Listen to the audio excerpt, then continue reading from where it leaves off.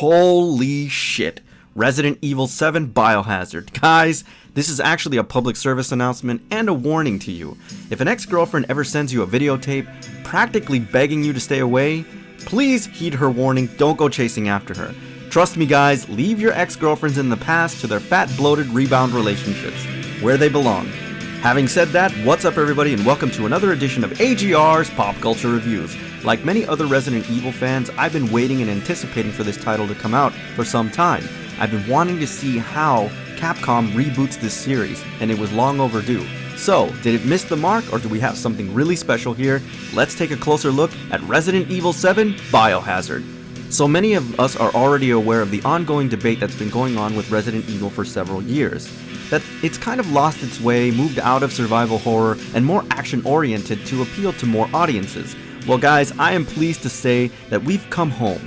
Literally, the fear has come home, because this title is absolutely amazing and one of the things that made Resident Evil special to begin with a few changes of course, and we're going to talk about that. Now, one of the things that you notice almost immediately about this title is how much time and care was taken in the overall package and presentation and what they want players to experience. This game has been heavily influenced by other games and even other films, things like the Texas Chainsaw Massacre, the Blair Witch Project, but most notably Silent Hill. Now I have to be honest with myself of one component of the overall narrative very early on in the game.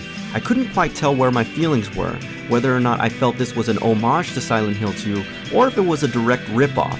Now, whatever your feelings are, it doesn't really hurt the overall game. Just like in Silent Hill 2, the protagonist gets a mysterious and cryptic message from his wife that's been dead for several years. Well, that happens similar in this game. Essentially, you get a videotape of your ex-girlfriend who's been missing for 3 years, and true to form, like any other protagonist in any other video game, you have to go investigate, and needless to say, bad shit starts happening. And enter the Baker family. Now here's the thing guys. One of the strengths of this game is definitely the characterizations of the actual bad guys or the antagonist in this game. Now, if you've ever wondered, and I think this was a question that was raised about why the Texas Chainsaw Massacre was so popular, first of all because it was based on a real story, but most importantly is what happens when people are essentially unemployed, live in some back alley area of the world, and just kind of hang around all day? Well, this is essentially what the Bakers are, and it's freaking terrifying as shit. What makes them so amazing is the overall creep factor, mostly because their characterizations are so specific and so unique. I like that each and every one of them has an individual personality, and you know what, regardless of the fact that they're trying to murder you all the time, they are somewhat entertaining, so that elevates the game tremendously, and it just makes it more real and more immersive, and that's what you want in a title like this. Now, what really complements those characterizations is the overall setting, and this takes place in some kind of bog or bayou, which is always fascinating, and I don't know about you guys, but anything that has to do with anything in the bayou really scares the shit out of me. The Delta is a terrifying place. Now, atmosphere is everything in this game, and it certainly elevates it to a new level. One of the things I like is just the beauty of the decay and the rot of this farmhouse that you are. It's amazing. You open things like refrigerators and drawers, and you can just see rotting maggots everywhere. Overall, the presentation is fantastic, but it goes beyond that. The sound in this game is also fantastic, and really introduces you into a terrifying world.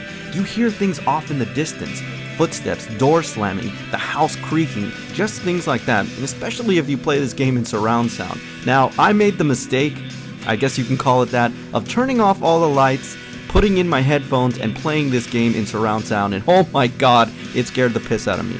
Now, in terms of performance, this game is overall beautiful, especially since it's running at 60 FPS and in 1080p. However, I did notice that some of the textures every now and then were a little muddy and, to be honest with you, downright ugly, but it's nothing game-breaking and it certainly doesn't take away from the immersion or the overall experience of the game. What's also really great about this title is that there's a psychological component to it. It plays a lot on the very visceral fears that humans have, things like arachnophobia, germophobia obviously, but the one that's probably the most potent is definitely claustrophobia. Also equally important is this sense of dread and isolation that you have throughout the game, as you come to the realization that you are in fact alone in this very terrifying situation. From a technical aspect, this game is also very impressive.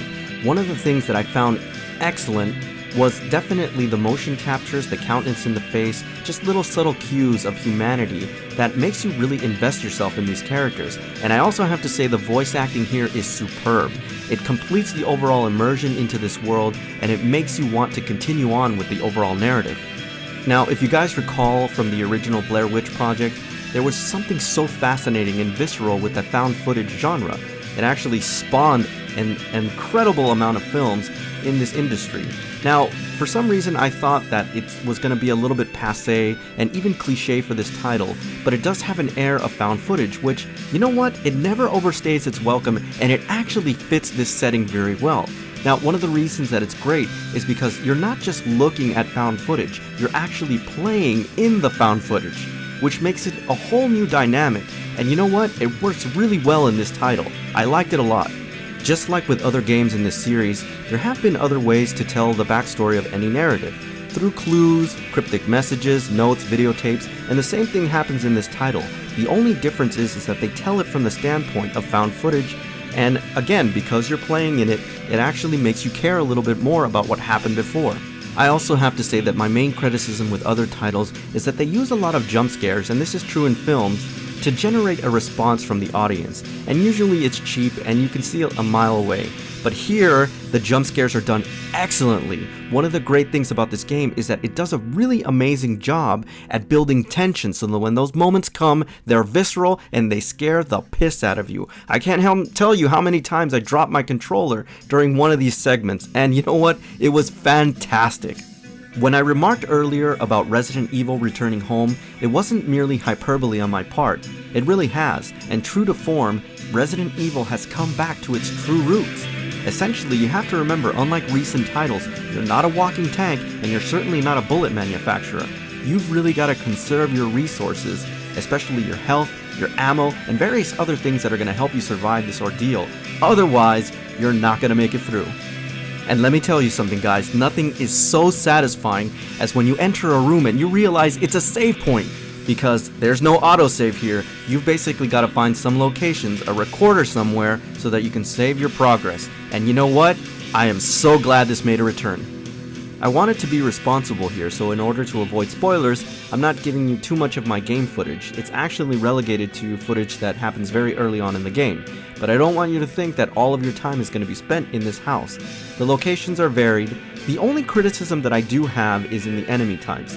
Now, when you initially meet them, they are scary, especially the biohazardous ones, but after a while, you start to see the same enemy types and you're not as freaked out when you encounter them. Now, that's the only gripe that I have with the game, but overall, it doesn't hurt it. There is also another aspect to the game, and it's basically the VR experience.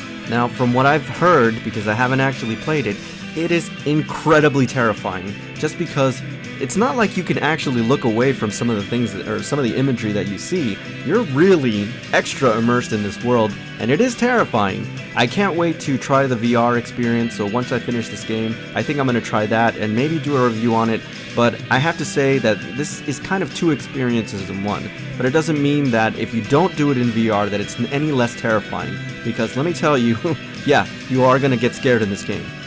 Admittedly, I was cautiously optimistic about this title because I had been disappointed with other Resident Evil games, but I didn't bash those games just like other people did. I reviewed them for what they were, basically action-adventure games with some survival horror elements in them. So I was so pleasantly surprised by this title. It looks like Resident Evil has finally turned a corner in the right direction. I've been waiting for a survival horror game for a long time, and it looks like Resident Evil 7 Biohazard has finally come home to its true roots.